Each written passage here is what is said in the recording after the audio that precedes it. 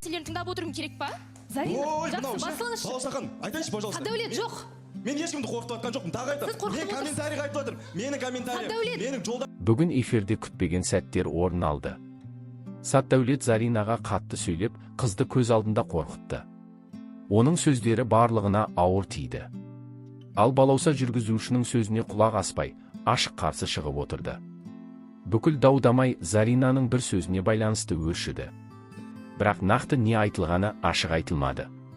Тек Сатдәулеттің анасы Заринаға ұзақ уақыт бойы ауыр сөздер жазып жүргені белгілі болды.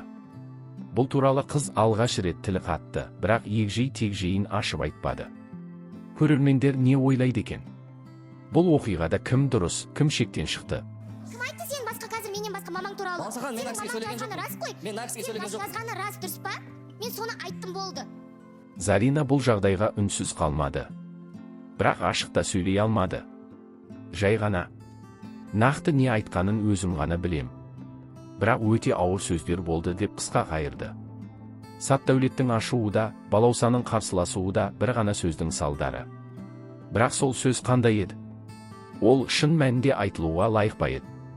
Көрермендердің пікірі қақ жарылды. Бірі Сатдәулетті жақтаса, бірі Заринаға жанашыр болды.